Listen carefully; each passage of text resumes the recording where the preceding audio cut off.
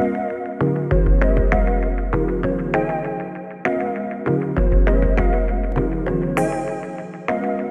à tous, merci donc de nous rejoindre autour de ce sujet de droit alimentaire universel. Donc, il est vrai que pendant la crise du coronavirus, on n'a pas vraiment créé, cette crise n'a pas vraiment créé une crise alimentaire, sauf pour les plus démunis. Certains de parler non plus d'aide alimentaire, mais bien d'aide humanitaire dans notre beau pays de la gastronomie. Au-delà de son impact sur les systèmes de santé, cette pandémie affecte l'ensemble de notre système alimentaire avec un risque accru d'insécurité alimentaire, comme l'ont indiqué plusieurs organisations comme la FAO, l'Union européenne ou la Banque mondiale. Comme le souligne le chercheur Nicolas Bricas, cette pandémie révèle les fragilités et les inégalités d'un système à bout de souffle.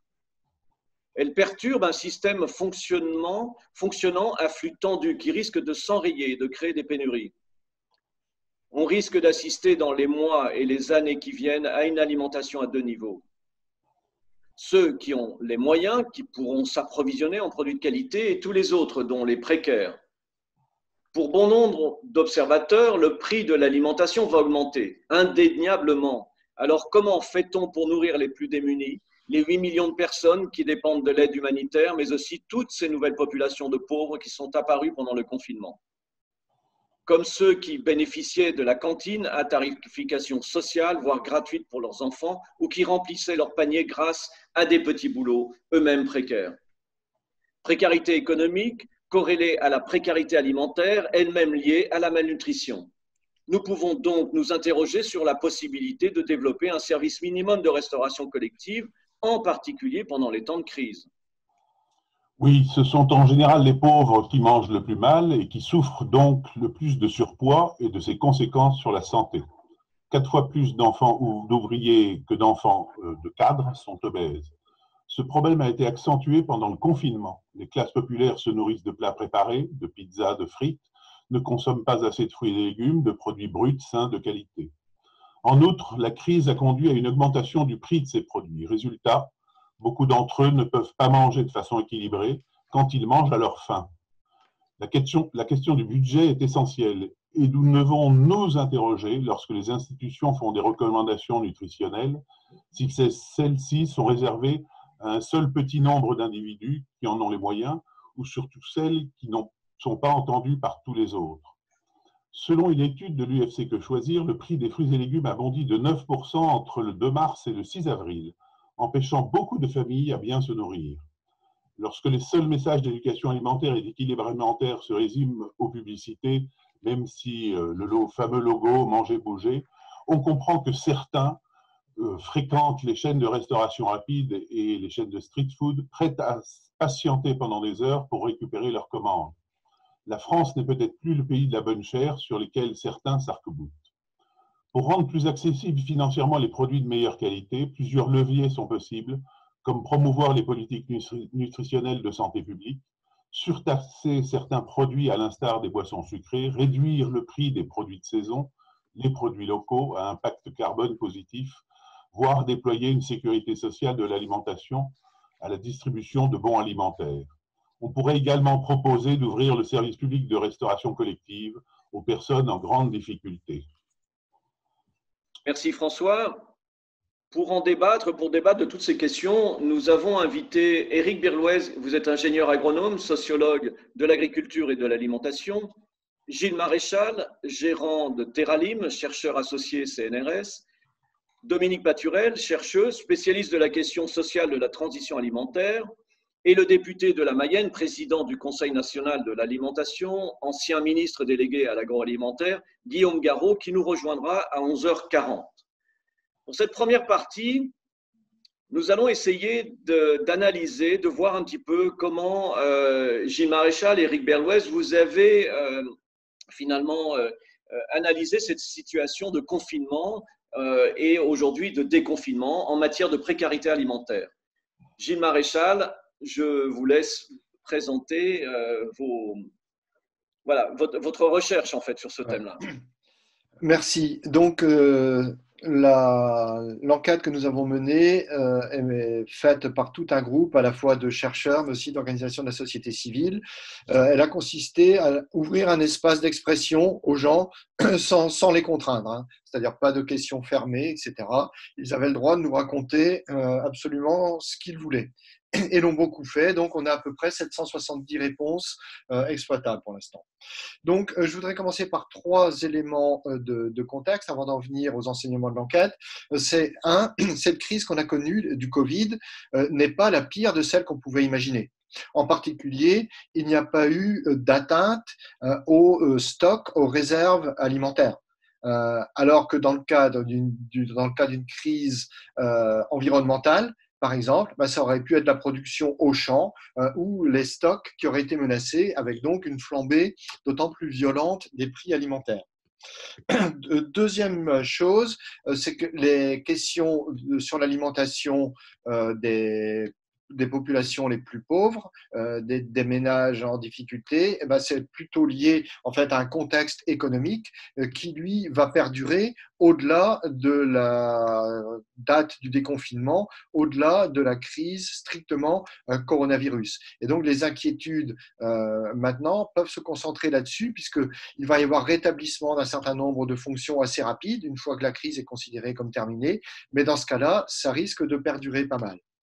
Et troisième élément, nous avons fait notre enquête et nous nous interrogeons aujourd'hui sur le cas de la France, mais il est patent que quand même le gros des questions va se poser dans les pays du Sud, où les populations, où sont concentrées les populations les plus pauvres, et parmi celles-ci, en particulier les paysans, hein, puisque le gros de la pauvreté mondiale se concentre dans les campagnes du Sud. Bon, pour en venir à l'enquête, maintenant, je vais vous donner quelques grandes lignes de ce qu'on a pu voir dans le domaine des solidarités alimentaires. C'est quand même, dans un premier temps, on a vu, alors pas un mouvement de panique, mais enfin un mouvement très fort de stockage. Donc, alors les produits non périssables, hein, les pâtes, le riz, etc., dont je ne commenterai pas le papier toilette, dont la consommation n'a pas grand-chose à voir avec l'alimentation, enfin quoique. Mais donc, très vite après, il y a eu des réactions, et en particulier à l'échelle locale, à l'échelle des maires, à l'échelle des élus locaux, avec leur CCAS, pour essayer de répondre à des détresses alimentaires que tous sentaient que ça allait apparaître rapidement. Donc, c'est vers les personnes âgées, les personnes dépendantes, les personnes ayant du mal à se déplacer. Ça a été repéré assez vite à l'échelle locale. Et finalement, les collectivités ont, d'après les remontées qu'on a, qui ne viennent pas des collectivités elles-mêmes, mais des gens qui sont plutôt des citoyens mangeurs,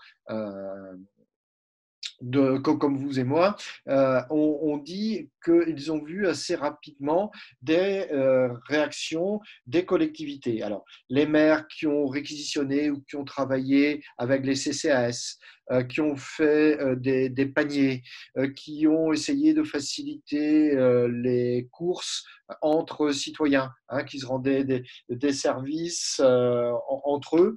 Mais il y a aussi quelquefois des choses un peu plus originales, comme par exemple réquisitionner une cuisine centrale qui n'était plus en fonction pour les besoins de la restauration scolaire, ont été on peut presque dire réquisitionnés finalement pour fournir des repas, alors soit aux gens de la rue ou bien aux populations qui avaient du mal à se nourrir pendant la crise. Et puis, il y avait aussi finalement toute cette réquisition pour assurer une optimisation de la sécurité sanitaire. Et puis, quelquefois, c'est tout simplement des fichiers qui ont joué, avec par exemple des mairies qui avaient un fichier de personnes qui étaient dispensées de paiement ou qui étaient dans la première tranche de paiement dans les cantines, et donc plus exposées à la vulnérabilité alimentaire, parce que ces personnes devaient dorénavant payer les repas de leurs enfants. Sur la base de ça, elles ont organisé des dotations vers les ménages les plus exposés, soit en nourriture, soit finalement en argent sonnant, une dotation monétaire qui leur permettait de s'approvisionner. Donc les collectivités ont réagi assez vite, bien qu'ayant plusieurs fers au feu, hein, parce que vous avez peut-être suivi le feuilleton de la réouverture des marchés, etc. Ils étaient vraiment au four et au moulin à cette période-là. Quelque chose qu'on a remarqué aussi, c'est que souvent les élus sont sortis de leur zone de confort, c'est-à-dire de leurs décisions en tant que maire, en tant qu'adjoint, en mouillant la chemise. Les services n'étant plus disponibles, vous savez que dans la chaîne de commandement classique en France, on a l'élu qui décide et puis après les services qui appliquent. Là, il n'y avait plus les services sous la main et on a vu pas mal d'élus, alors ruraux, mais pas seulement, mettre la main à la pâte pour assurer des transports de paniers, de repas, etc. Je pense, moi, qu'ils n'en sortiront pas indemnes et que certains élus qui étaient dans cette chaîne de commandement en décision ont aussi rencontré physiquement la grande pauvreté et ses conséquences sur le plan alimentaire, ce qui n'était pas toujours le cas avant. En ce qui concerne maintenant les acteurs traditionnels de l'aide alimentaire, vous savez, ces grands réseaux, style Secours populaire, Secours catholique, etc., on le pressentait auparavant, mais là, leurs limites sont apparues au grand jour.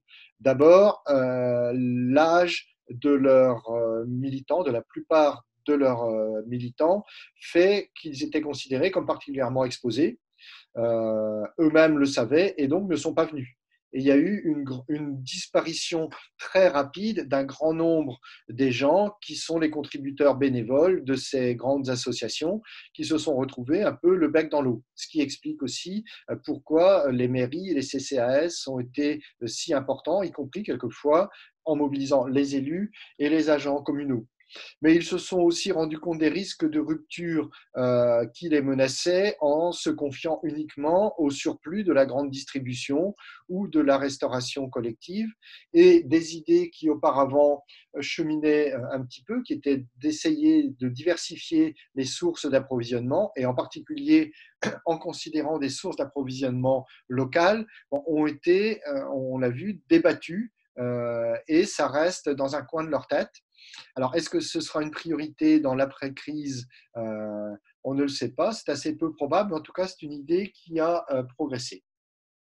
Sur la fin de la période, l'enquête révèle en tout cas le plongeon d'un certain nombre de ménages sous la ligne de détresse alimentaire, c'est-à-dire des gens qui étaient objectivement finalement à peine au-dessus de la ligne de détresse alimentaire, mais qui ne pensaient jamais que ça pourrait les concerner, se sont retrouvés en dessous de cette ligne. Alors parce qu'ils ont utilisé les faibles réserves dont ils disposaient pendant les premières semaines, ils se sont trouvés à acheter dans des endroits qui étaient peut-être plus chers que ceux dont ils avaient l'habitude.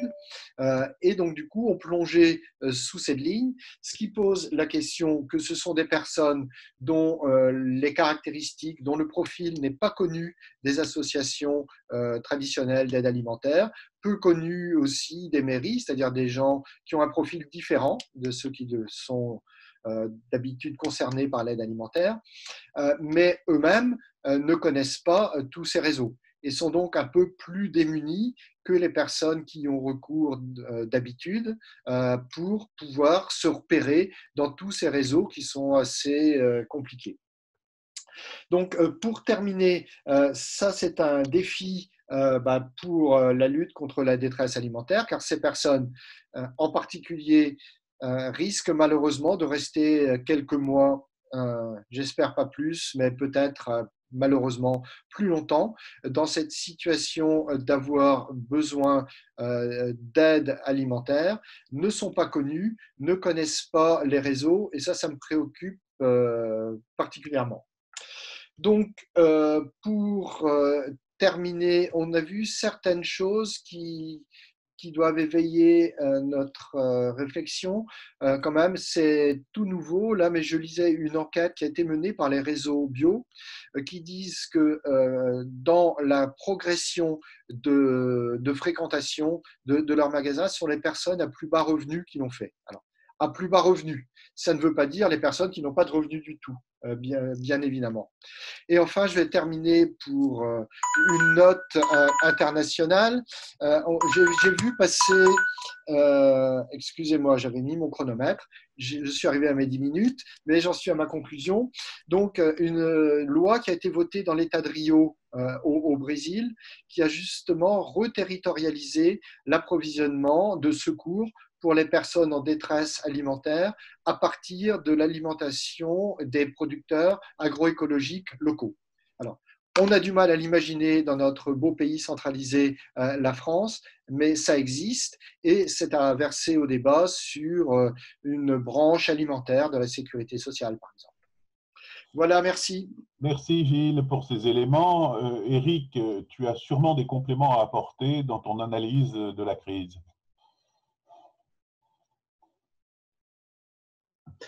Voilà, bonjour à chacune et à chacun d'entre vous, tout d'abord. Alors, non, je souscris vraiment tout à fait à l'analyse que Gilles vient de faire à l'instant, et c'est vrai que en réfléchissant à un bilan rapide que de mon côté je pouvais faire, il y avait vraiment, bien sûr, des aspects positifs et des limites ou des insuffisances. Les aspects positifs, ça a été très bien dit, ça a été, de mon point de vue, la réactivité dont ont fait preuve des individus, des particuliers. Je pense aussi, je ne sais pas si Gilles l'a dit, mais on a vu également pas seulement des bénévoles, comment dire, qui étaient là de longue date, être sur le pont pour ceux qui ont pu rester, mais aussi un afflux dans certaines associations de personnes qui tout d'un coup ont pris conscience qu'ils ne pouvaient pas rester à ne rien faire et qui ont téléphoné, qui ont essayé de se mettre au service des plus démunis. Et puis évidemment la réactivité, mais ça a été dit, je ne reviens pas là-dessus, ça a été celle des associations, des élus, voilà, j'ai rencontré moi aussi des maires qui m'ont parlé de ce qu'ils avaient fait, et puis donc réactivité d'un côté, et également, ça a été dit aussi par Gilles, des solidarités, des partenariats. Je me souviens que dans les premiers jours du confinement, il y a eu des enseignants à Marseille, dans les quartiers nord, qui très vite, s'en rendant compte de la catastrophe sociale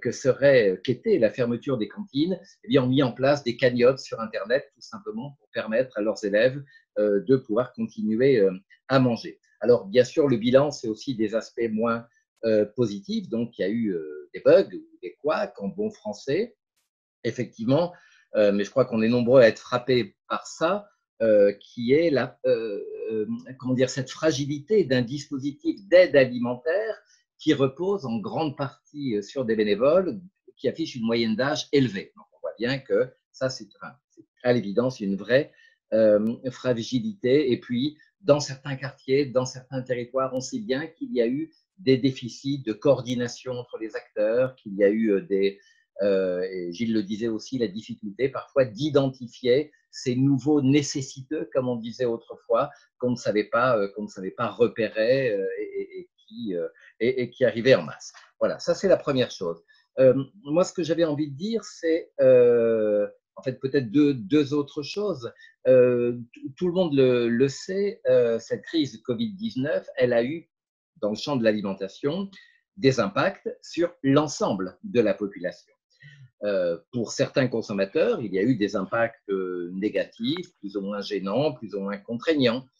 Par exemple, la contrainte d'acheter dans des magasins de proximité qui offraient moins de choix que l'hypermarché, mais qui souvent aussi étaient plus chers que l'hypermarché. Donc tout le monde a été, à des degrés divers, évidemment, affecté par ce changement.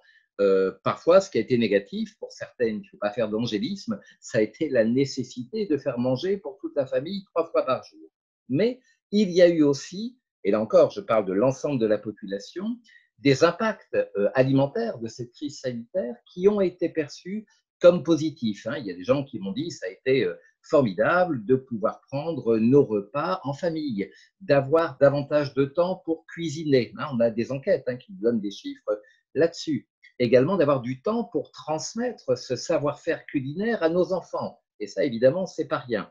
Et puis, on sait que certains de nos concitoyens, eh bien, ils ont découvert à la faveur du confinement, parfois un magasin de proximité devant lequel ils passaient tous les jours sans l'avoir remarqué. Et puis, en territoire rural, des producteurs locaux, mais vraiment à proximité, parfois même dans leur village. Certains ont commandé par Internet, se sont rendus compte que le drive, le e-commerce, ça pouvait quand même être pratique dans la vie quotidienne. Mais il n'y a pas eu que les pratiques qui ont pu, dans certains cas, être positives.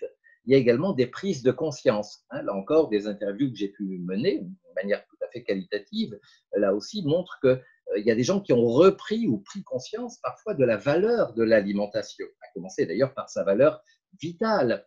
On me parlait également d'une meilleure prise de conscience de la nécessité de distinguer le superflu de l'accessoire. Et puis, des gens qui ont exprimé le désir, ils ont eu le temps d'y réfléchir et parfois de passer à l'action, le désir d'aller vers une alimentation plus durable, plus saine, plus équilibrée, etc. Dans les prises de conscience, il y a eu également la découverte, on peut dire parfois, d'un système alimentaire, de sa complexité, de son fonctionnement, et bien sûr des oubliés, des invisibles, des acteurs de ce système alimentaire, des producteurs agricoles, des caissières de supermarchés, des conducteurs de camions, etc. Mais évidemment, pour les populations précaires, là, on peut penser que les impacts de la crise ont surtout été, pour ne pas dire exclusivement négatifs. Alors, je voulais terminer sur justement dans les quelques-uns des enseignements qu'on peut tirer de cette crise. C'est vrai que dans les médias, on parle beaucoup, on dit beaucoup que les changements de pratiques alimentaires que j'ai évoqués, que les prises de conscience qu'a pu susciter la Covid-19 dans le champ de l'alimentation, finalement c'est bien parce que ça va se traduire par probablement, sûrement, disent certains, davantage de bio, davantage de local, de circuits courts, de produits frais, de produits plus durables, plus équitables.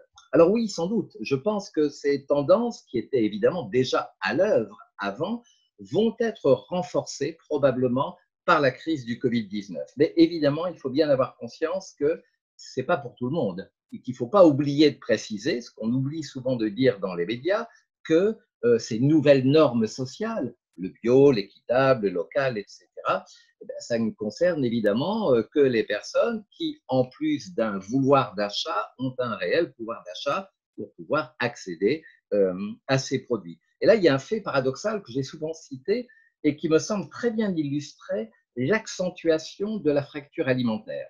C'est-à-dire que pendant le confinement, on a observé dès la première semaine une hausse des produits, alors une hausse des produits bio, des produits locaux, mais dans le cas du bio, c'était intéressant de voir que la première semaine du confinement, les achats de produits bio ont explosé, plus 63%. Alors pour des raisons qui sont parfois des raisons mécaniques, évidemment.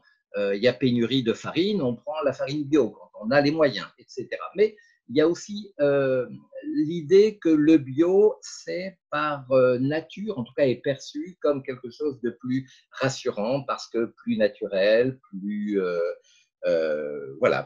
pur d'une certaine manière. Et alors que les produits bio augmentaient de 63% pendant la première semaine de confinement, eh bien, les produits conventionnels n'augmentaient, eux, que seulement, entre guillemets, de 40%.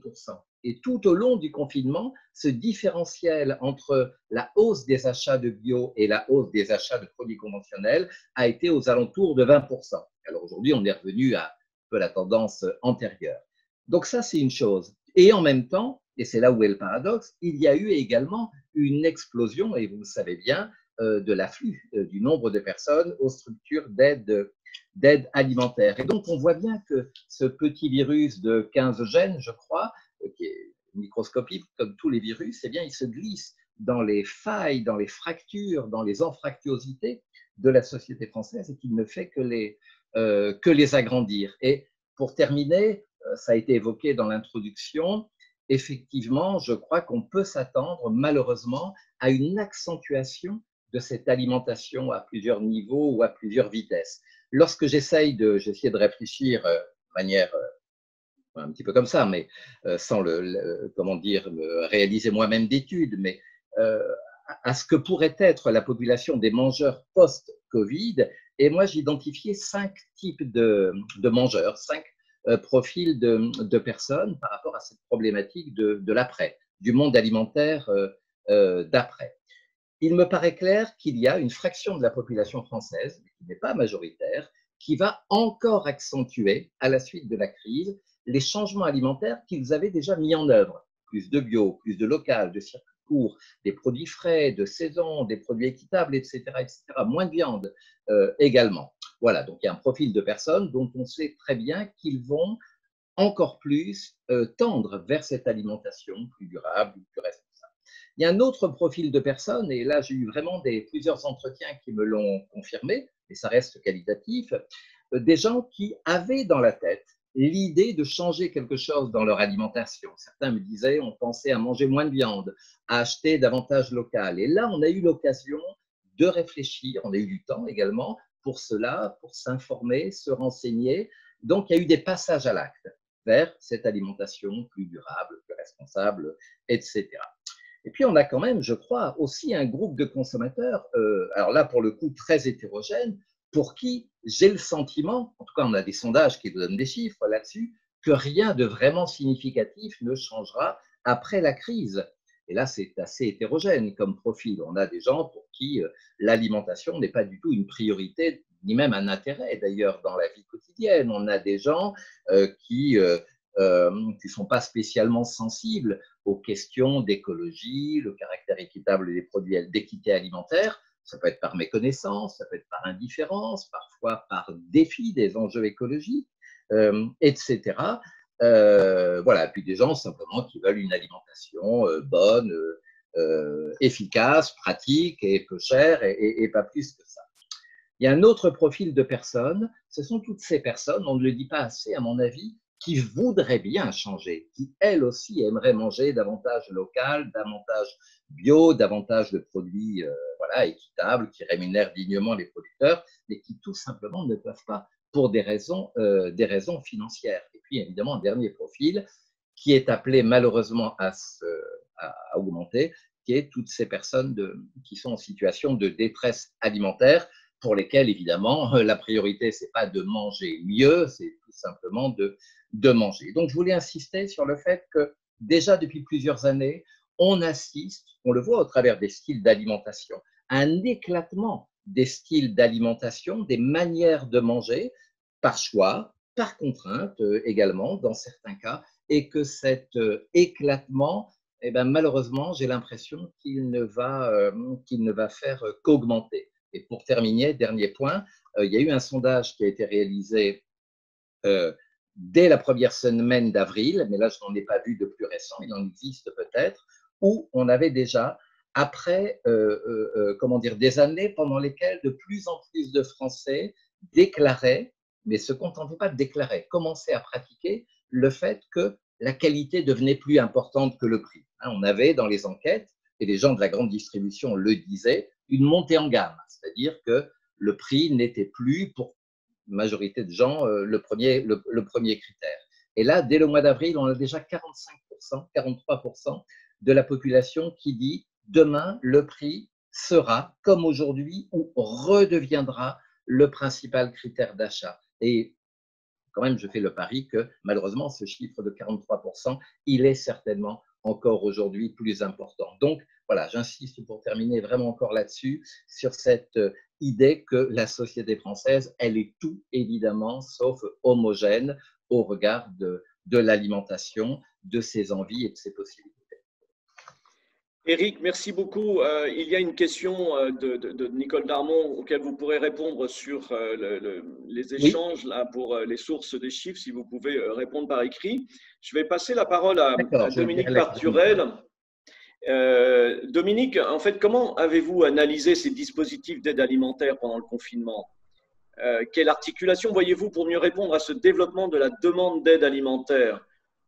Et pour vous, doit-on trouver un nouveau dispositif politique pour accompagner les plus précaires au-delà de l'aide alimentaire? Que proposez-vous pour développer l'accès à une alimentation de qualité pour tous? Et merci beaucoup pour tous ces exposés qui viennent d'être faits. Je vais juste compléter 2-3 petites choses par rapport à ce qui a été dit, en particulier à partir de l'enquête qu'ont fait Gilles et ses collègues. Je crois que ce qui est intéressant dans ce moment, c'est plutôt, à mes yeux, la fin d'un système qui s'est mis en place dans les années 80 et qui s'est construit autour d'un choix de politique française qui était celui, en gros, je vais le dire de façon un peu carrée, de sous-traiter une partie de la politique autour de la pauvreté au secteur caritatif. Bon, alors ça s'est fait évidemment d'un commun accord, ça ne s'est pas fait comme ça. Il est bien évident que les opérateurs de l'aide alimentaire ou les associations caritatives qui étaient concernées étaient évidemment partie prenante par rapport disons, au rôle social que ça leur donnait dans la société. D'ailleurs, c'est extrêmement intéressant de faire une analyse de qui sont les responsables de ces associations caritatives et de voir comment elles ont été soit eux-mêmes, disons, fonctionnaires ou hauts fonctionnaires ou responsables de services dans un certain nombre de ministères ou en lien direct avec ces services.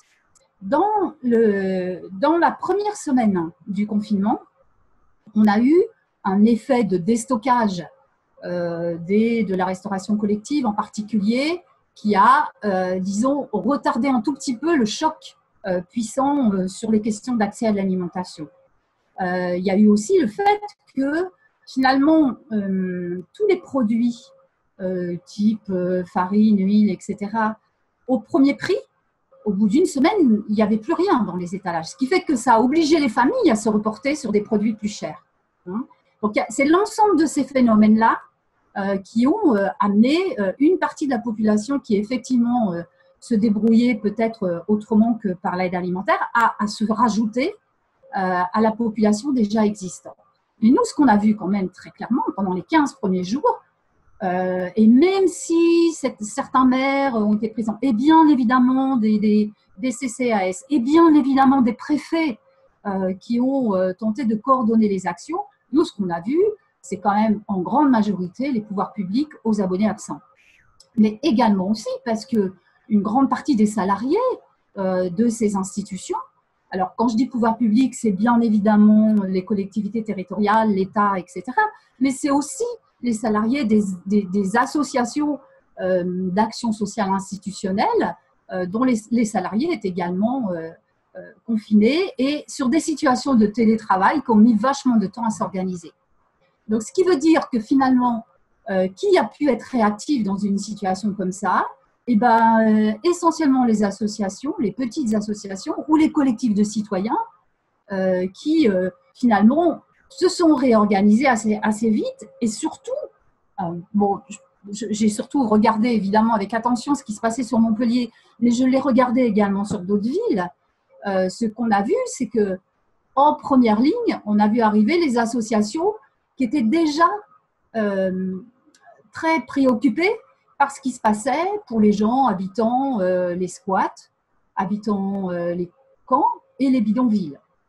D'ailleurs, c'est à cette occasion que moi j'ai découvert avec stupeur que le mot bidonville était finalement un vocabulaire largement utilisé par une partie de ces associations et j'imaginais pas qu'en France, en 2020, finalement, la question des bidonvilles se posait clairement à travers ce vocabulaire. Et donc, ces associations les connaissaient, ces populations-là. Attendez, je veux dire qu'ils n'étaient pas connus, c'est franchement regarder les choses par une vision de mainstream qui laisse dans l'invisibilité une partie de ces populations et des acteurs qui intervenaient déjà là-dessus. Voilà, donc, ce que je trouve extrêmement important, c'est que finalement, on a eu de façon grande, si je peux me permettre de dire les choses comme ça, ce que ça veut dire, la rupture de l'égalité dans l'accès à l'alimentation dans un pays comme la France en 2020. Voilà. Et ça, c'est un constat qui est partagé aujourd'hui de façon générale et tout l'enjeu va être autour de la façon dont les questions vont se poser pour pouvoir avancer. Est-ce qu'on continue à imaginer qu'il faut une politique pour pauvres qui va poser les questions en termes de précarité alimentaire, ou est-ce qu'aujourd'hui, on se pose la question de savoir comment une des missions régaliennes de l'État, qui est celle de permettre à sa population d'accéder à l'alimentation, peut être résolue. Voilà. Et c'est plutôt ce parti pris sur lequel on est un certain nombre à avoir travaillé. En particulier pour nous, dans notre équipe, ça a été de se poser la question de savoir pourquoi, dans un pays comme la France, le droit à l'alimentation n'est pas effectif. Alors, dans un premier temps, pour la plupart d'entre nous, ce droit à l'alimentation, il n'était pas effectif parce qu'il n'existait pas. Et on a découvert que si, il existe. Si, il existe. Le seul petit truc, c'est qu'il n'est pas effectif. Et pourquoi dans un pays comme le nôtre, les choses ne sont pas effectives? Eh bien, comme vous l'avez rappelé, parce qu'on est un pays centralisé, on est une démocratie qui fonctionne d'abord et avant tout par la loi, et à partir d'un certain type de représentation, dont l'Assemblée nationale en particulier, et que les choses ne peuvent devenir effectives autour de cette question d'accès à l'alimentation qu'effectivement, si ça passe par une loi. Les États généraux de l'alimentation, et dans le cadre de l'atelier 12, dans lequel j'étais, n'a pas permis de poser cette question-là. Elle a été abordée, elle a été un peu discutée, mais elle a été réfutée, en particulier par une grande partie des acteurs de ce secteur caritatif, mais pas seulement. Elle a été soutenue aussi par un tas d'associations qui sont plutôt sur des approches d'accompagnement de la vie sociale que l'aspect strictement alimentaire. Cette question du droit à l'alimentation, elle n'a pas non plus évidemment fait l'écho du côté des acteurs de la grande distribution ou des syndicats agricoles aussi, hein, qui commencent pour un certain nombre à bouger sur ces questions-là, mais finalement on n'en est qu'au début. Donc on est dans un problème un peu de fond parce que disons que l'enjeu de la mission régalienne sur cette histoire d'accès à l'alimentation, il se pose généralement en temps de guerre, il ne se pose pas en temps de paix. Et donc, depuis 70 ans, on n'avait peut-être pas non plus de l'expérience qui nous permettait de poser les questions autrement. Et finalement, cette vision caritative, philanthropique, de soutenir une partie de la population pour accéder à l'alimentation, eh bien, bon Dieu, ça pouvait correspondre au modèle de société autour duquel on était à peu près tous d'accord. Donc, c'est une des raisons pour lesquelles, à partir de la recherche de l'effectivité de ce droit à l'alimentation, et là-dessus, on a un certain nombre de propositions, nous pensons donc dans un réseau qui s'appelle Sécurité sociale de l'alimentation, qu'on pourrait proposer une solution de cet ordre-là, qui permettrait à l'ensemble de la population de pouvoir réaccéder à l'alimentation, en sachant qu'on parle de sécurité sociale de l'alimentation et pas de sécurité sociale alimentaire, parce que si on va sur cette idée de sécurité sociale alimentaire, et je l'ai vu dans plusieurs textes et dans plusieurs tribunes, c'est une façon de consolider cette séparation entre une population qui a peu de revenus, qu'il faudrait aider par des dispositifs d'aide alimentaire, par de l'éducation, par tout un tas de choses, alors que cette question de l'accès à l'alimentation, elle nous concerne tous. Et elle pose fondamentalement une question démocratique qui est dans quelle société voulons-nous vivre en ce qui concerne la possibilité d'accéder à l'ensemble des choses dont on a besoin pour vivre tous les jours, dont l'alimentation. Voilà. Et donc, cette sécurité sociale de l'alimentation, derrière, le modèle, c'est celui de la sécurité sociale. Ce n'est pas une espèce de truc spécialisé pour familles à petit budget. Voilà, un peu, en gros, la situation, l'état de la réflexion dans laquelle on est aujourd'hui.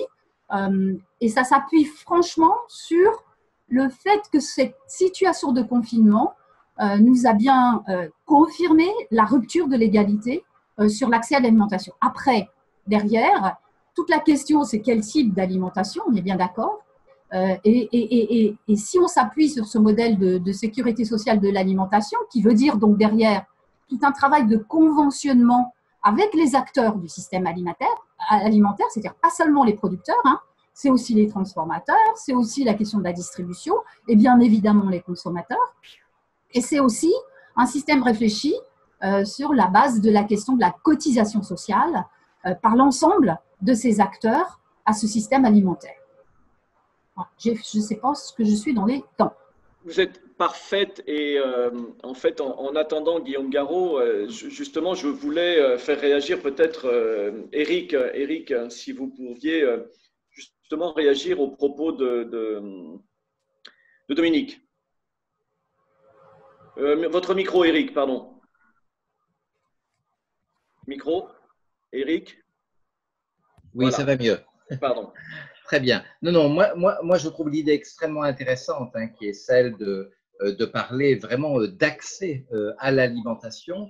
On sait bien que alors l'aide alimentaire d'urgence, évidemment, elle me paraît nécessaire. Quand quelqu'un frappe à la porte et qu'il a faim, il n'y a pas d'autre solution, évidemment, que de le nourrir, ça va de soi, mais on peut penser que pour une grande partie de la population qui aujourd'hui bénéficie et demain bénéficiera de l'aide alimentaire, on peut peut-être imaginer effectivement l'autre chose, parce que quoi qu'on en dise, aussi utile soit-elle dans les situations d'extrême urgence, l'aide alimentaire, qu'on le veuille ou non, elle place l'individu dans une situation de dépendance, dans une situation d'assistance. Et on sait que, bon, il y avait avant la crise un peu moins de 6 millions de personnes, enfin, presque 6 millions de personnes qui accédaient, qui bénéficiaient de l'aide alimentaire, et je ne sais combien de millions qui n'y accédaient pas, alors que l'aide alimentaire aurait, alors que le besoin était évidemment là. Et donc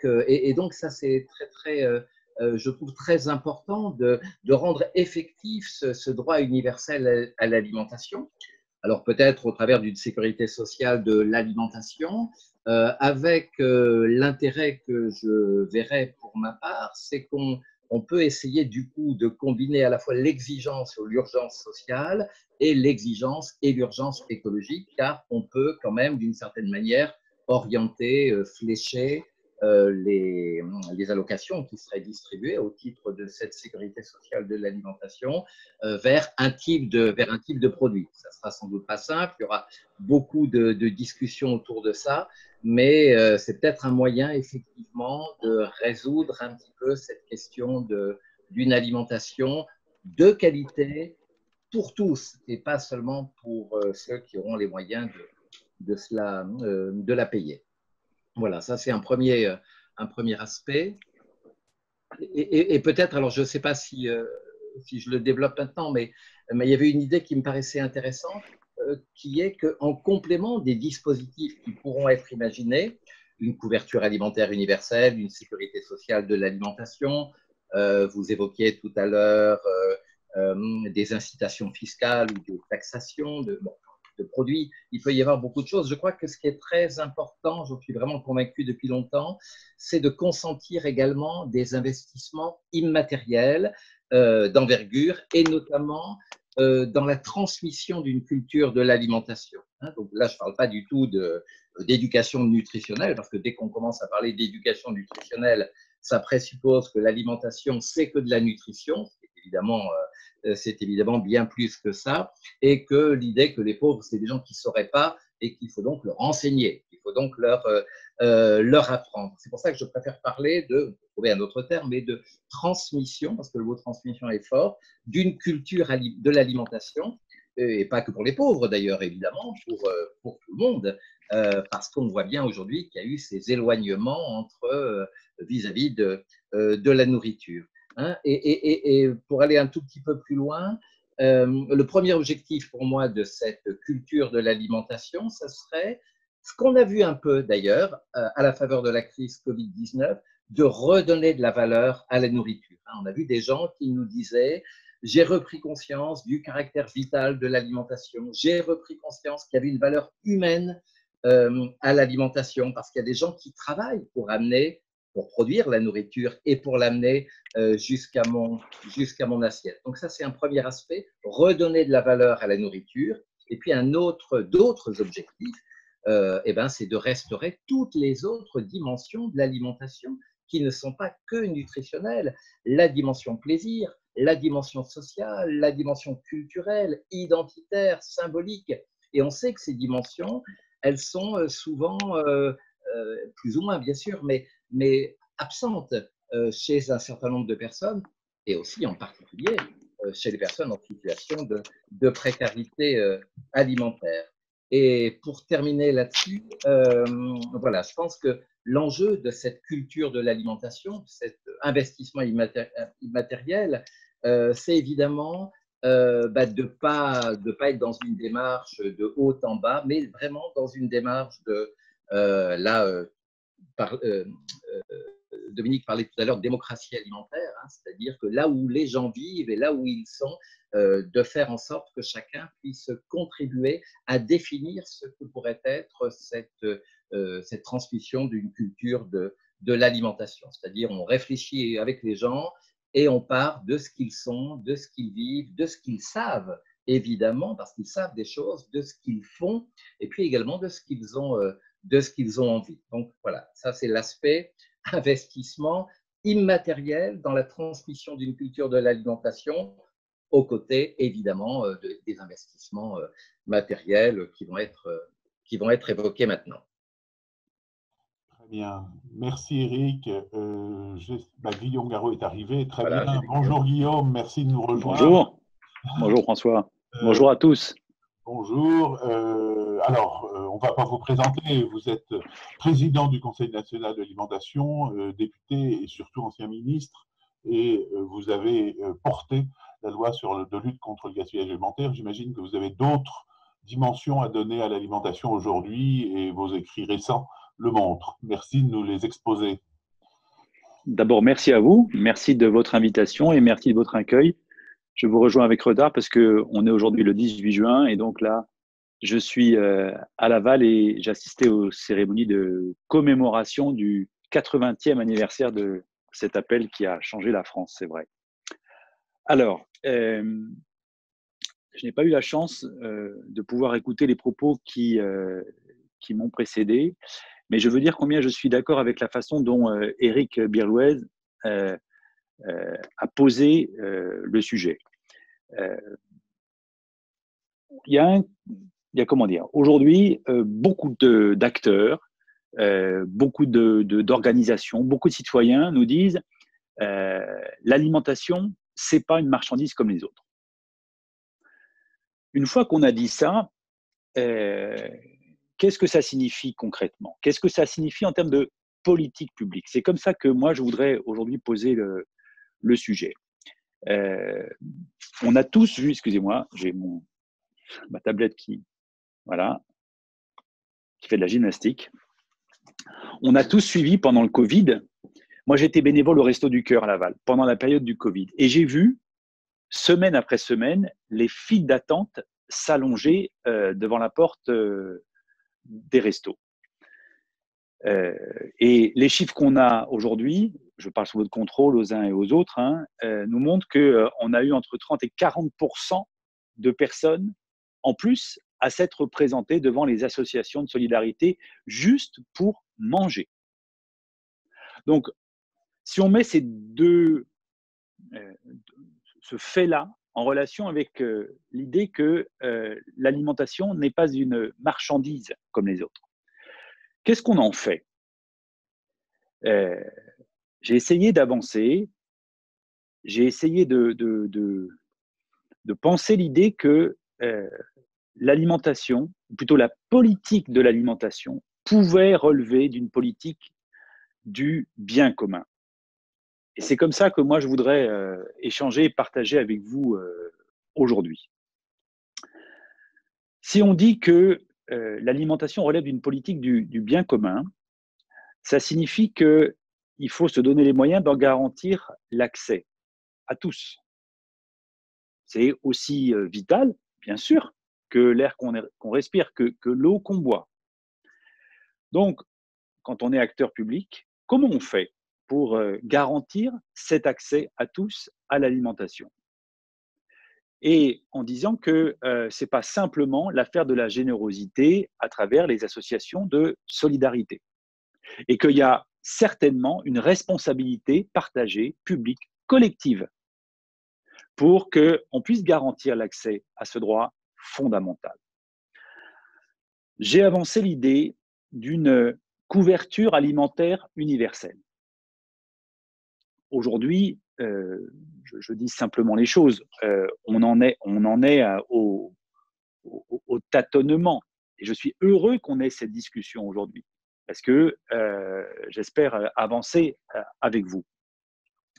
Qu'est-ce que ça voudrait dire qu'une couverture alimentaire universelle? D'abord, c'est dire que, sans doute, on ne peut pas empêcher un enfant de manger à la cantine pour des raisons financières. Alors, ça aussi, ça se dit de plus en plus, et tant mieux. Mais il faut peut-être qu'on ait des règles dans notre pays parce que, au nom de, et c'est bien normal, de l'autonomie des collectivités territoriales, il n'y a pas de règles là-dessus. Chacun, à l'échelle de son territoire, fait exactement comme il l'entend.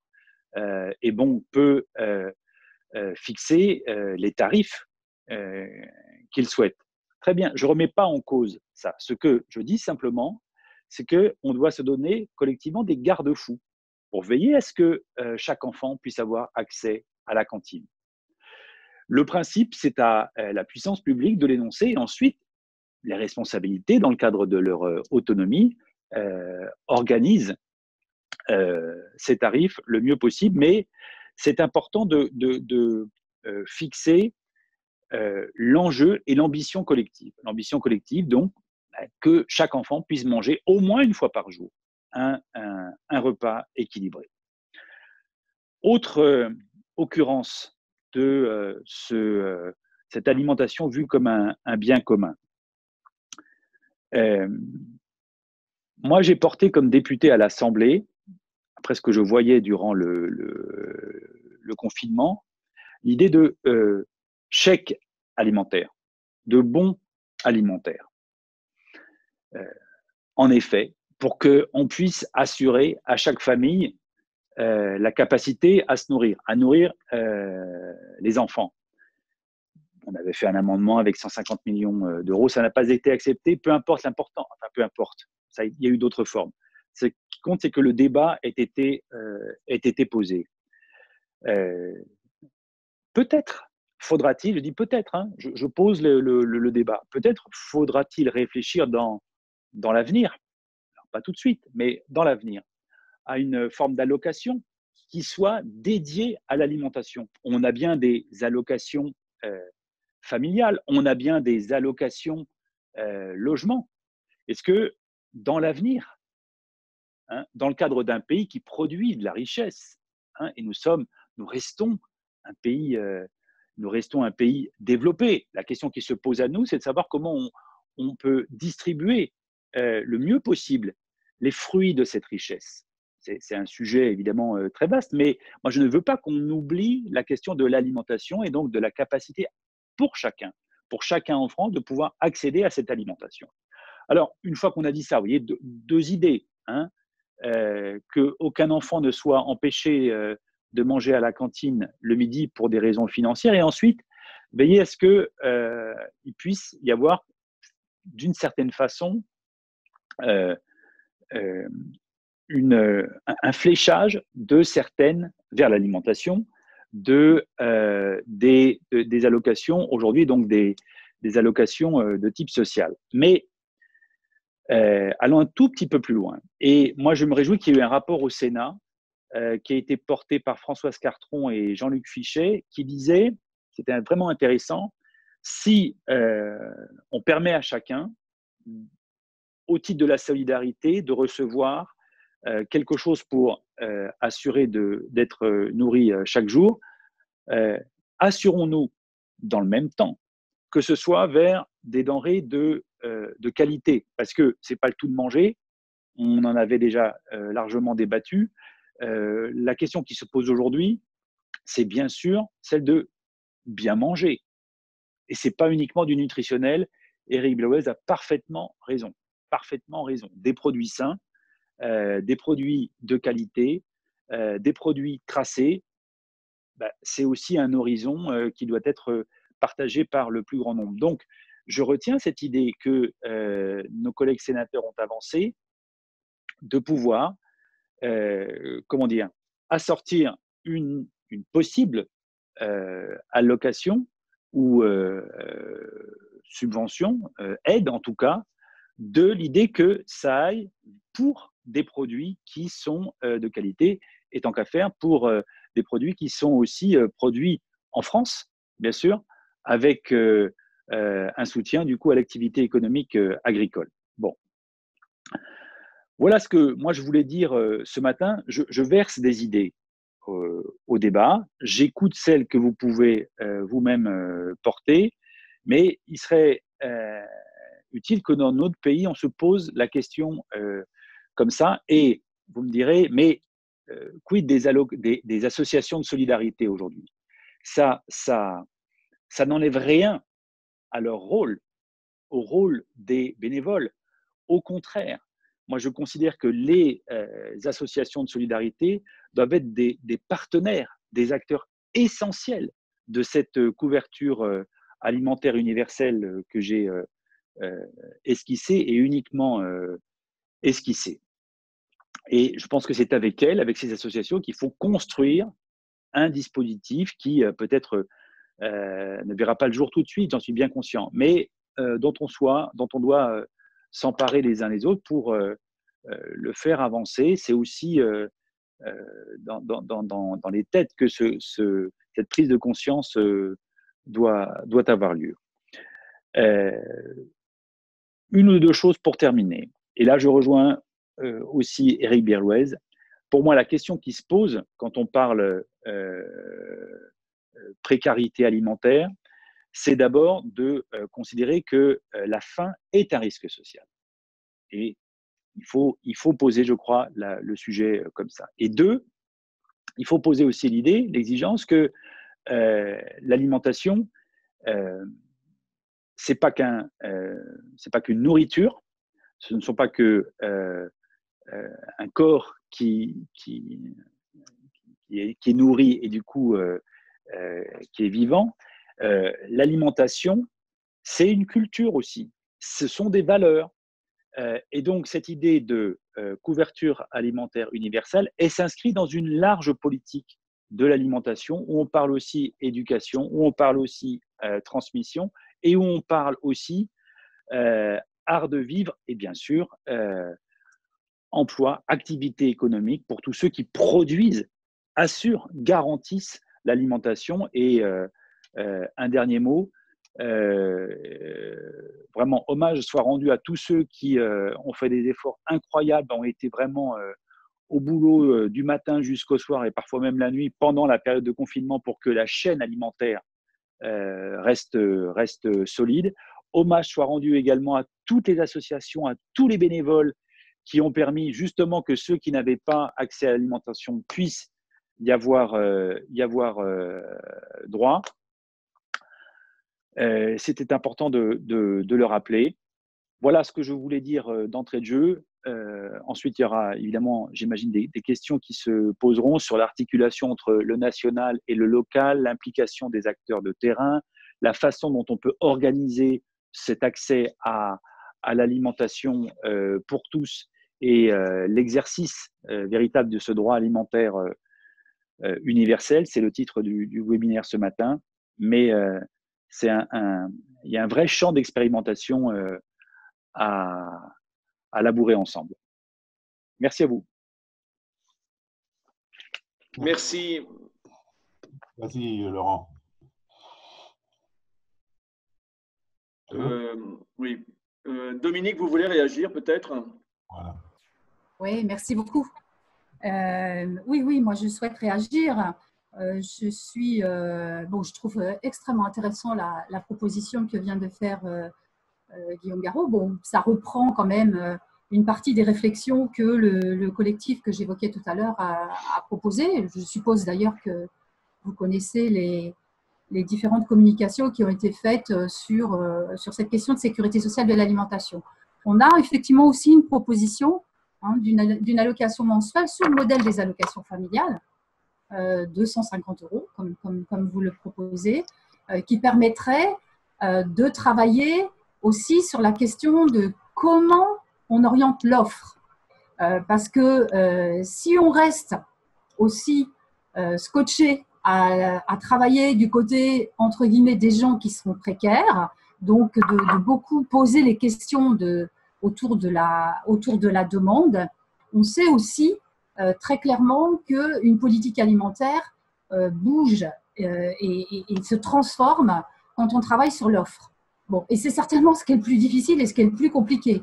Et c'est pour ça que aller sur un dispositif avec une ambition aussi forte que celle d'une sécurité sociale de l'alimentation, c'est aussi fondamentalement travailler sur une question de l'ordre. Mais il y a aussi une chose qui me paraît importante, parce qu'un des obstacles majeurs qu'on a autour de cet objet alimentation et accès à l'alimentation, c'est le contexte d'organisation politique de la gestion de l'État, si je peux me permettre de le dire de cette façon-là, à savoir qu'aujourd'hui, l'alimentation, c'est quelque chose qui est encastré dans le ministère de l'Agriculture, dans la cohésion sociale, dans la santé, etc., etc. On est sur des approches segmentées de cette question de l'alimentation, et on voit bien que dans tout ce qu'on dit, on est bien sur une vision de l'alimentation transversale. C'est pour ça que j'insiste sur la question des enjeux démocratiques, sur la façon dont on peut aujourd'hui permettre cette question d'accès à l'alimentation dans un contexte d'égalité. Donc, une des propositions qu'on fait aussi, c'est justement de poser la question de la création de services publics locaux de l'alimentation.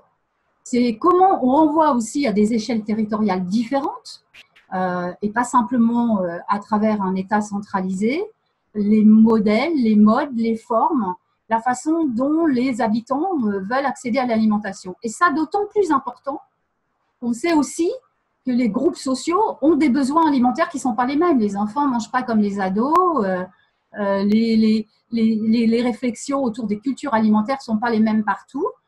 Et c'est pour ça que l'enjeu de ce droit à l'alimentation qu'on qualifie, nous, de durable, porte aussi tous ces enjeux-là. Alors, c'est compliqué, on est bien d'accord. Ce n'est pas quelque chose qui peut se régler simplement en décidant qu'on rend effectif le droit à l'alimentation. On est bien d'accord.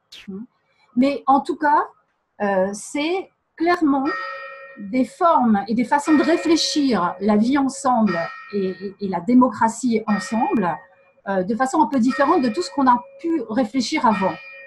Et la question, et ça je crois qu'on ne peut pas non plus faire l'impasse là-dessus, c'est que l'ensemble des luttes sociales qu'on a vécues toute l'année dernière questionnent le modèle démocratique dans lequel on est.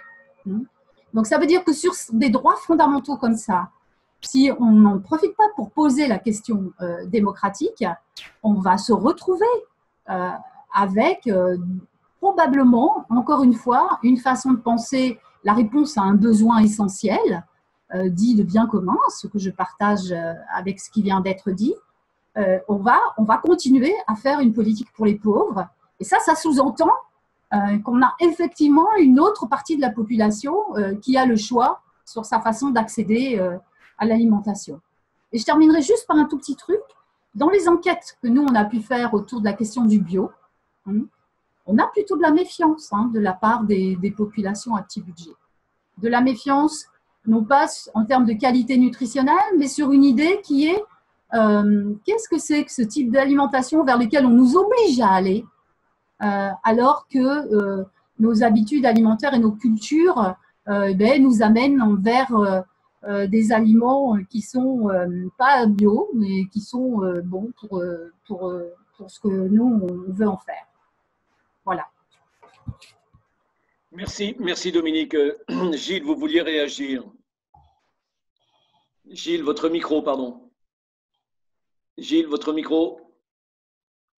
Oui, voilà, ça y est. Donc, une brève réaction. Dominique a mentionné des approches segmentées qu'on peut avoir autour de l'alimentation. Et c'est vrai que pour l'instant, l'alimentation n'est pas un objet politique en soi. C'est-à-dire que quand on parle d'urbanisme, quand on parle de transport, ce sont des objets identifiés, ce qui n'est pas encore le cas de l'alimentation. L'approche de Guillaume Garot par le bien commun me paraît intéressante, mais ça va aussi interroger l'alimentation en tant qu'un certain bien commun qui est en interrelation avec d'autres. par exemple, dans les budgets des ménages à faible revenu, le budget logement est aussi très, très important. Donc, l'alimentation, bien commun, mais peut-être avec d'autres biens communs, et comment fait-on l'articulation?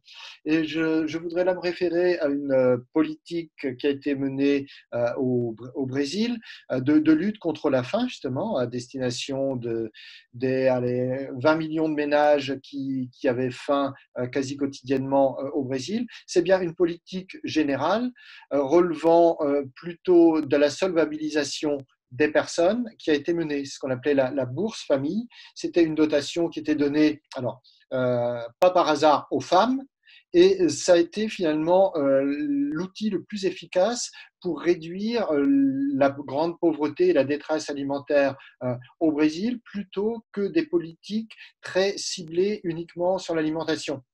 Donc ça pose aussi cette question, faut-il une politique ciblée sur le fait alimentaire, ou est-ce que des politiques générales de type revenu universel ou autres peuvent aussi y contribuer? Et si je peux me permettre encore une minute pour commenter la question posée par Stéphane Vera. Bonjour Stéphane. C'est vrai que cette notion de bien commun, Guillaume Garot a pris avec pertinence, je crois, l'exemple de l'eau. Mais c'est vrai qu'on voit que même l'eau, qui est quand même plus considérée aujourd'hui comme un bien commun que l'alimentation, est interrogée dans cette fonction, avec un mouvement quand même très fort, militant pour la privatisation de ce bien commun. Et donc, ça interroge aussi des politiques générales.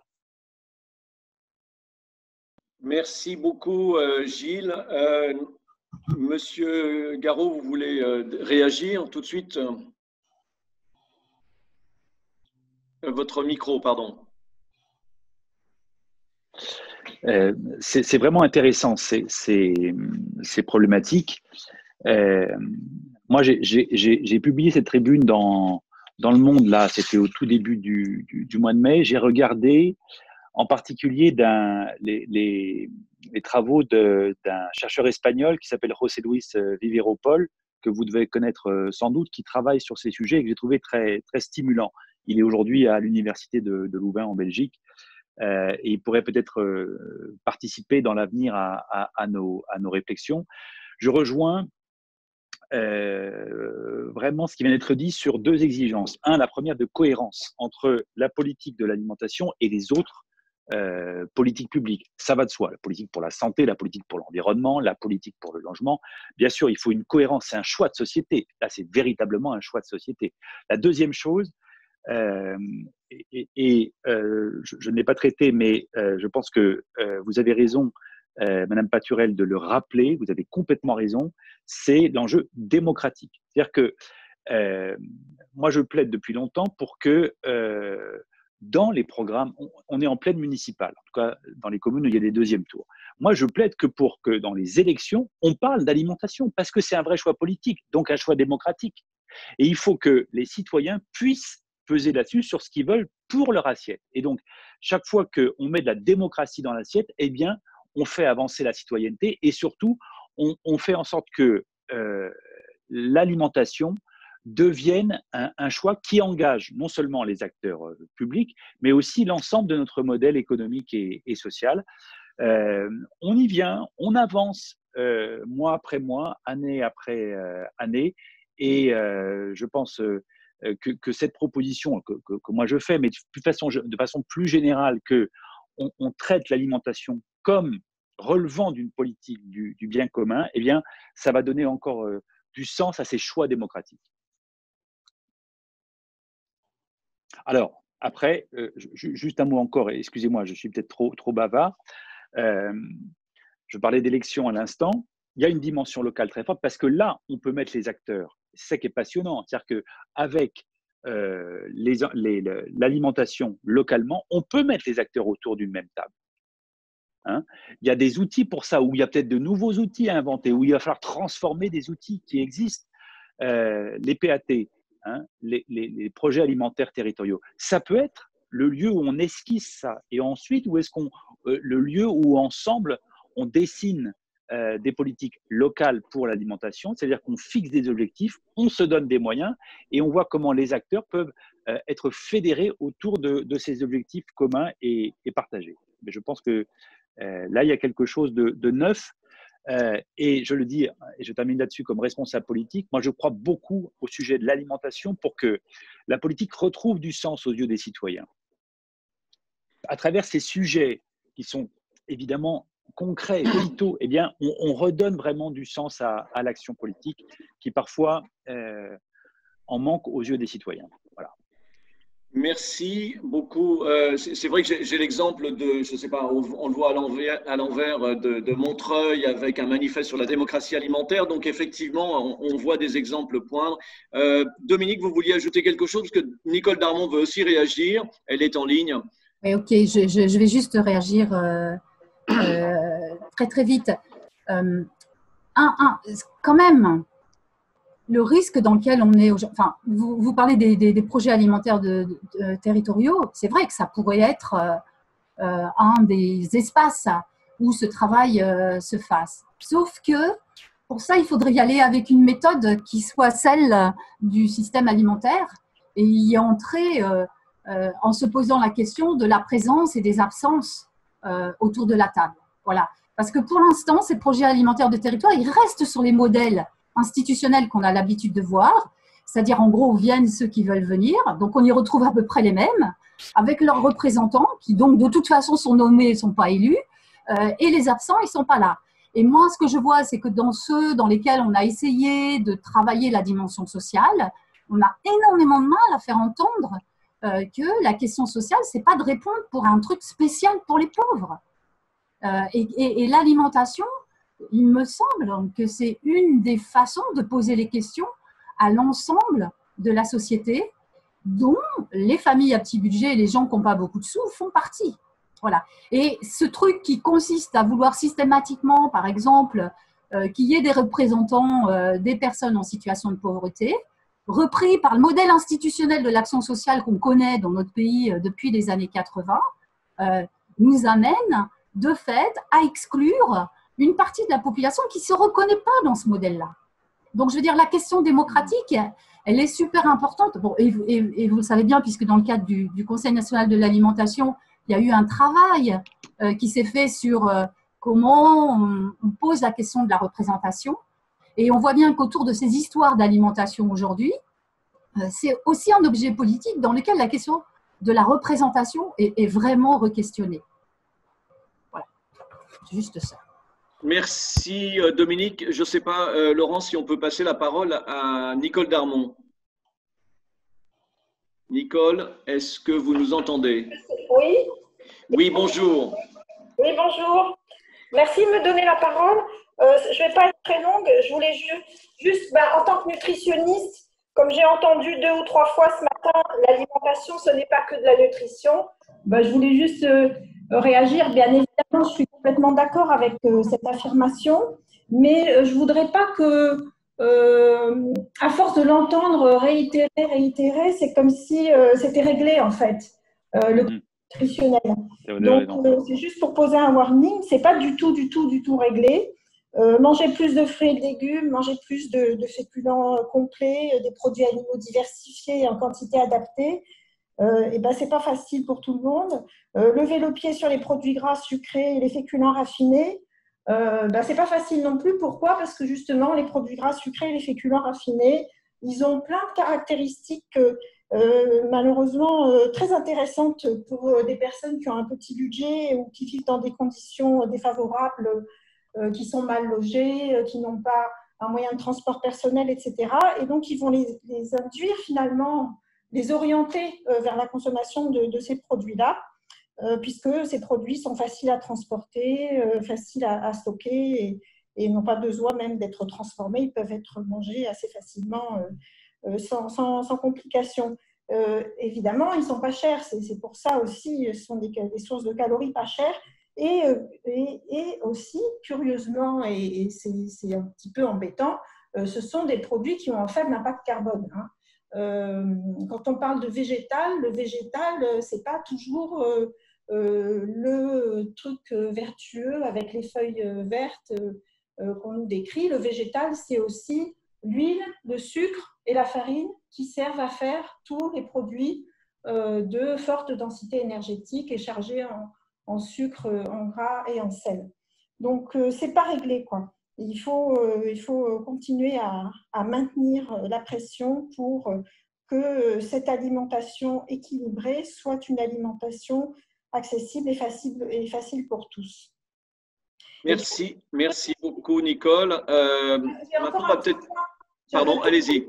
Rapide, là c'est juste pour dire, je suis complètement d'accord avec Monsieur Garot pour dire que la fin de l'aide alimentaire, apparemment c'est ça dont on est en train de parler, la fin de l'aide alimentaire telle qu'elle existe aujourd'hui, ça doit surtout pas être la fin des associations. Hein. Une fois que les associations justement seront libres des pratiques administratives et très concrètes de gestion du gaspillage que font les industries et les distributeurs, et ben, elles seront peut-être en fin du temps pour de l'accompagnement, de l'émancipation et du lien social. Voilà, c'est ce que je voulais dire. Merci beaucoup. Nous allons voir quelques questions. François, tu veux… Oui, je vais poser à Guillaume Garot la question suivante.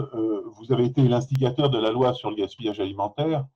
Et de fait, si les vertus de cette loi ne sont plus à démontrer par la mise en place de nouveaux réflexes que mettent en œuvre la grande distribution, le monde agricole, les industries agroalimentaires en donnant leur surplus aux associations, les précaires se situent toujours, comme le rappelait d'ailleurs Eric dans son propos liminaire, dans une logique d'absence de choix des denrées qui leur sont offertes, puisqu'elles ne correspondent pas nécessairement ni à leur culture ni à leurs besoins.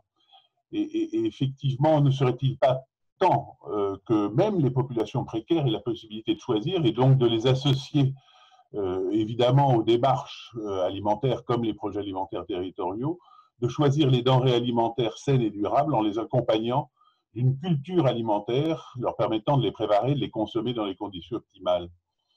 Ces dimensions manquent un peu, enfin, à mon sens, dans la mise en œuvre de la loi de lutte contre le gaspillage alimentaire. Oui, alors, ce n'était pas une dimension traitée. Je me permets de répondre, je ne sais pas. Oui, au contraire.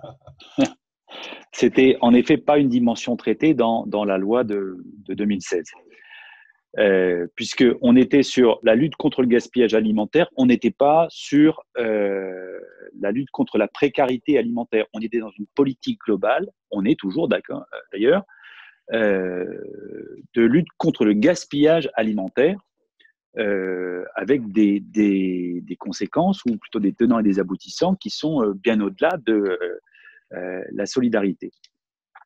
Et le don des invendus est un des leviers de la lutte contre le gaspillage alimentaire, mais vous savez aussi bien que moi que si on veut lutter contre le gaspillage alimentaire, qui est un fléau mondial, un tiers de ce qu'on produit finit à la poubelle, ça ne peut pas être simplement par cette solidarité qu'on en trouvera la solution. Il faut produire autrement et consommer autrement. Ça, c'est pour le décor général. Pour répondre à la question de François Mouvet, moi, ce que j'observe sur le terrain, je dis bien sur le terrain, dans les épiceries sociales, dans les distributions Secours Populaire, Resto du Cœur, c'est que je trouve que les bénévoles font justement très attention à ce qu'il puisse y avoir du choix pour les personnes. Mais ça repose sur la bonne volonté de tel ou tel. Sans doute qu'il faudrait en effet une action qui mobilise les bénévoles, qui soit aussi dans la formation des bénévoles, c'est très important, pour qu'on organise au mieux cette capacité à choisir pour les personnes qui reçoivent, et du coup qu'on ne soit pas dans l'idée ou comment dire, cette espèce de culture, toi le pauvre, accepte ce que je te donne et dis-moi merci surtout. Hein. Voilà, donc il y a sans doute là aussi, il y a des progrès à faire, mais j'observe néanmoins, je veux le dire, hein, que sur le terrain, moi ce que j'ai pu en voir, cette dimension-là, elle est prise en considération. J'ajoute une dernière chose, c'est que il faut que, et c'est Eric aussi qui le disait tout à l'heure, mais dans cette valeur de l'alimentation, moi je veux toujours considérer que l'alimentation, c'est aussi de la culture et donc c'est de l'échange. Quand on est avec des populations d'origine étrangère et qu'on parle alimentation, qu'on parle cuisine, qu'on fait ensemble de la cuisine, eh bien, on échange. L'alimentation, ça nous permet vraiment de construire du respect, du dialogue et peut-être du commun aussi. Et donc, alors qu'on est très différents, ça nous permet, parce que voilà, parce que le fait de manger, c'est évidemment universel. Le plaisir à manger, c'est aussi quelque chose d'universel. Et donc, si on arrive à faire partager ce plaisir-là, à faire notre alimentation, à fabriquer, à cuisiner, et ensuite à partager, eh bien, ça crée un lien social et humain fort. Il ne faut vraiment pas le négliger. Merci. Nous avons une question de Luc Bodigel. Faudrait-il envisager des cellules de crise à l'échelle communale, voire des métropoles? Et je fais le lien avec cette question qu'on vous avait posée aussi, c'est le rôle finalement de la restauration collective pendant ces périodes de crise. Est-ce que pour vous, la restauration collective, son rôle ne pourrait pas être amplifié comme on l'a vu, et Gilles Maréchal en a parlé en introduction, à Marseille? Marseille qui finalement réquisitionne la cuisine centrale Sodexo pour fournir 5000 repas. Clichy, le conseil départemental qui réquisitionne la cuisine centrale pour fournir 6000 repas à des familles. Est-ce que là, il n'y a pas un outil qui pourrait être, on va dire, structuré et développé en particulier pendant ces périodes de crise? Pour qui est la question? En fait, c'était pour vous, Monsieur Garot. Excusez-moi, mais Gilles effectivement, Gilles pourra réagir après. D'accord. Et pour aller dans le sens de ce que vous venez de dire, Laurent, on a vu là des actions dans certaines communes ou dans certains départements. Moi, je comprends que ça va se poursuivre durant l'été, parce que la crise économique qui va frapper, elle ne va pas s'arrêter avec la fin de l'année scolaire. Et donc, il est possible que durant cet été, les cuisines centrales ne soient pas simplement affectées ne soient plus évidemment affectées à la préparation des repas pour les écoliers ou les collégiens, les lycéens, mais à la population qui en aurait besoin, pas simplement les EHPAD, mais aussi des populations qui ne pourraient pas manger à leur faim. C'est vrai que du coup, ça oblige à regarder autrement ce qu'est la cuisine centrale. Voilà ce que je peux dire aujourd'hui. Dans votre propos, il y avait aussi l'idée de cellules de crise. Voilà. Est-ce qu'il faudrait-il envisager des cellules de crise à l'échelle communale ou métropole? Mais moi, je ne suis pas sur l'idée d'une cellule de crise. C'est une politique municipale ou c'est une politique métropolitaine ou c'est une politique d'une collectivité locale. Ce n'est pas simplement durant la crise. Si on parle de politique du bien commun, il faut qu'on pense autrement les choses et pas simplement dans des périodes exceptionnelles. C'est vraiment un autre regard qu'on doit porter sur nos façons de produire l'alimentation et ensuite d'y garantir son accès. Merci. Gilles, vous vouliez réagir? Le micro. Gilles, votre micro. Votre micro. Oui, ça y est. Ça y est. Donc, alors, d'une part, sur les cellules de crise, alors il y en a quelques-unes dont on a entendu parler dans des villes. La question étant que ces cellules de crise, s'il faut attendre que la crise soit déclarée pour les mettre en place, c'est souvent assez compliqué. Donc, s'il n'y a pas anticipation, je ne vois pas comment ça pourrait être utile. Concernant la restauration collective maintenant, on a été frappé, en tout cas dans l'enquête qu'on a vue, de l'aspect un peu couteau suisse que certains ont donné à leur cantine. C'est-à-dire au-delà de la fonction de nourrir les écoliers ou les étudiants qui étaient la leur et qui n'étaient plus faisables, les gens ont trouvé d'autres solutions. Ça peut amener à les voir autrement, et en particulier dans les projets alimentaires territoriaux.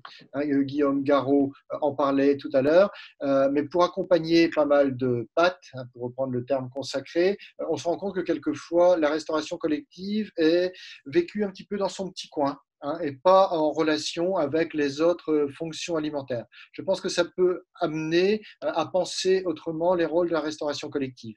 Et enfin, on peut se heurter à des difficultés techniques, mais j'ai eu dernièrement une discussion avec 4 grandes villes. L'une me disait, bah oui, on a essayé de faire en sorte de reconfigurer notre restauration collective. Généralement, notre cuisine centrale sert 23 000 repas. C'est très, très difficile d'en servir simplement 10 fois moins. Et donc, pour des raisons techniques, ça n'a pas été fait pour ça.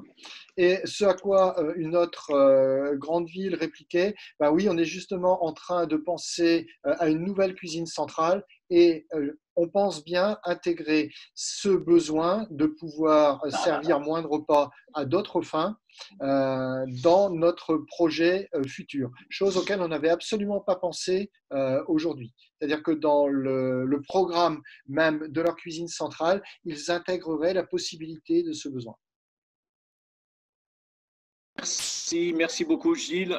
François, une question. Je vois aussi tous les commentaires d'Elisabeth Mercier que tout le monde peut lire, en fait, sur des opérations pilotes qui seraient précieuses pour faciliter les évolutions et faire ressortir les voies susceptibles d'amener l'adhésion des groupes sociaux concernés à un titre ou un autre. Et elle rajoute, on a l'expérimentation avec les territoires de plein emploi.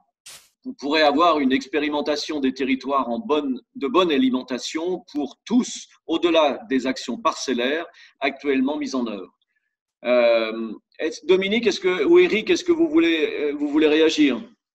Oui, moi je voudrais bien rajouter 2 petites choses. Bon, effectivement, dans une discussion avec la région Occitanie, on leur a proposé de voir si on ne pouvait pas expérimenter des territoires zéro aide alimentaire. Bon, pour l'instant, les collectivités territoriales ne sont pas très encore prêtes pour des réflexions de cet ordre-là. Sur la restauration collective, moi, je voudrais insister un petit peu sur quelque chose d'autre. Dans ce travail sur la sécurité sociale de l'alimentation, on lui donne un rôle important à cette restauration collective. Et en particulier, ce qu'on dit, c'est qu'il y a aujourd'hui un certain nombre d'outils de politique publique qui existent déjà. Et qu'une des premières choses à faire, ça serait aussi de voir comment on remet de la cohérence dans ces outils de politique publique, qu'on les met au service de cet accès à l'alimentation, dans cette vision d'alimentation bien commun. Mais la restauration collective, nous, ce qu'on propose, c'est qu'elle soit ouverte, pas simplement 4 midis par semaine, quoi, hein. C'est qu'elle soit ouverte tous les midis et tous les soirs et qu'elle prenne en compte les besoins qui peuvent être d'autres populations que les seuls écoliers, lycéens, etc. Et il y a à l'échelle de certaines communes, il y a déjà des choses comme ça un petit peu qui se mettent en place. Comment cette restauration collective, finalement, va commencer à fabriquer des repas pour les personnes âgées. Donc ça, c'est l'exemple qu'on donne en permanence, mais pas seulement. Comment des entreprises locales vont envoyer leurs salariés pour y manger le midi. Comment on peut commencer à réfléchir à peut-être des repas qui pourraient être distribués le soir, etc.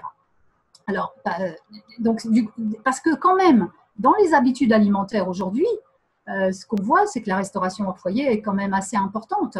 Donc, le plaisir de cuisiner pendant 2 mois de confinement, moi, je veux bien.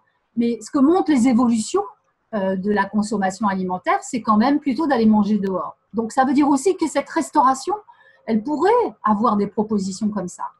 Et ça me paraît extrêmement important, y compris sur la façon dont elle peut faire transformer la demande alimentaire et participer à la transition de l'offre alimentaire. Parce que pour aller vers une alimentation nutritionnellement durable, comme disait Nicole Darmon tout à l'heure, il faut aussi réfléchir à comment on fait. On voit bien aussi combien est violent ce discours sur le fait de végétaliser son alimentation, de moins manger de viande, etc., par rapport à des habitudes alimentaires qui ont 50, 70 ans d'âge, où, par exemple, la place de la viande a quelque chose à voir avec le statut social qu'on a. Je veux dire, comment on fait pour travailler toutes ces questions-là? C'est encore une politique décidée par le haut qui va décider ce qu'on doit manger, ce qui est bien, ce qui n'est pas bien. Donc, vous voyez, c'est aussi comment, finalement, l'ensemble de ces éléments-là pourraient participer à une vision qu'il faut réfléchir en termes de transition, bien évidemment. On ne peut pas passer d'un modèle à un autre comme ça du jour au lendemain. Et la restauration collective, moi, me semble être un outil de politique publique extrêmement intéressant. Et il y a un autre outil de politique publique aussi qui serait intéressant sur lesquels on pourrait se pencher, sont les mines, les marchés d'intérêt nationaux qui existent quand même sur pas mal de territoires et comment ils participent à la façon de réfléchir l'approvisionnement. Alors moi, je travaille avec celui de Montpellier qui est un petit mine, qui n'est pas Rungis, on est bien d'accord. Mais on voit bien comment ce mine peut aussi de façon réactive se mettre à disposition pour permettre une appro avec des fruits et des légumes. Et dernier point, on ne va pas résoudre la question de l'accès à l'alimentation uniquement par des circuits courts et de l'appro locale. Ça veut dire que la discussion avec l'industrie agroalimentaire, il faut l'avoir, il faut la maintenir et il faut vraiment avoir un dialogue avec eux sur la façon de réfléchir l'offre. Oui, si je peux me permettre, rapidement, moi je suis effectivement très favorable à l'ouverture de la restauration collective à d'autres convives, à d'autres besoins, comme tu l'as dit, Dominique, mais pas seulement parce que effectivement, la restauration hors foyer fait partie de ces habitudes alimentaires qui se développent depuis déjà pas mal d'années, mais tout simplement parce que manger ensemble, c'est une évidence, une banalité, ça crée du lien entre les gens et des liens extra-familiaux qui peuvent permettre justement de sortir un petit peu de l'isolement. Quand j'appelais tout à l'heure de mes voeux un investissement immatériel dans la transmission d'une culture de l'alimentation, je crois que le mot-clé, ce n'est pas du tout éducation, enseignement, formation, etc. Mais c'est ce qu'a dit Guillaume Garot, c'est-à-dire c'est le mot échange.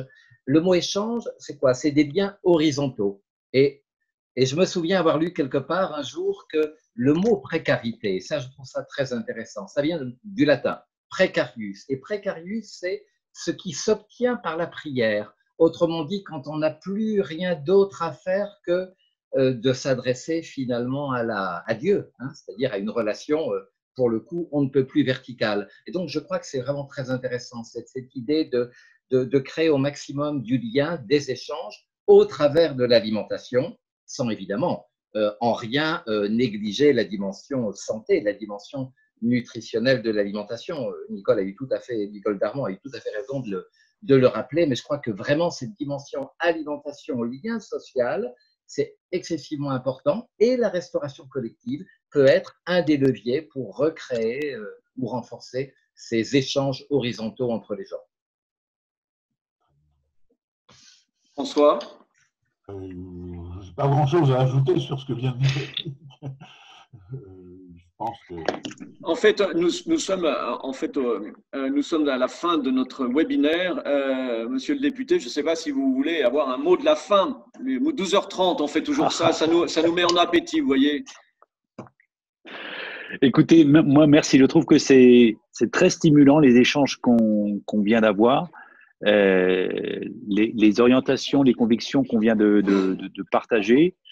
Moi, ça me donne envie de continuer. Et je voudrais juste, avant de vous laisser, parce que j'ai aussi quelques engagements, mais vraiment, très sincèrement, je voudrais saluer Cantine Responsable, Défi et Controverse, L'Autre Cuisine, pour ce que vous nous avez donné à penser durant ces 3 mois de confinement. Parce que les webinaires, franchement, moi j'ai pu assister à l'un ou deux d'entre eux, c'était vraiment d'une grande qualité et eh bien, merci de ce que vous faites pour nourrir notre réflexion commune, jeu de mots, mais surtout pour que des sujets qui sont peut-être traités par les uns ou pour les autres, chacun dans son coin, chacun dans sa responsabilité, puisse être mis en commun. On avait besoin, enfin moi j'avais besoin en tout cas d'un espace de partage comme celui que vous avez fait vivre depuis des semaines et dont j'espère qu'il pourra vivre encore très longtemps. En tout cas, merci à vous. Et puis, je vous souhaite un bon appétit, bien sûr. Et puis, beaucoup d'énergie dans les projets qui sont les uns les autres, des projets qui sont tous j'ai compris, qui ont lien à l'intérêt général. Merci à vous tous. Merci à vous, merci aux invités, merci aux participants. Effectivement, vous pourrez retrouver donc nos vidéos sur le lien sur notre chaîne YouTube, Défi et Controverse. Et puis, on va voir peut-être au municipal les actions qui vont être menées, comme je vous parlais de Montreuil, mais je pense peut-être dans le 20e aussi. Je pense qu'il y a plein d'endroits où des élus vont parler un peu plus d'alimentation. Voilà. Écoutez, donc c'est une histoire à suivre et nos webinaires vont continuer de toute façon. Voilà. Merci pour votre soutien et à très très bientôt.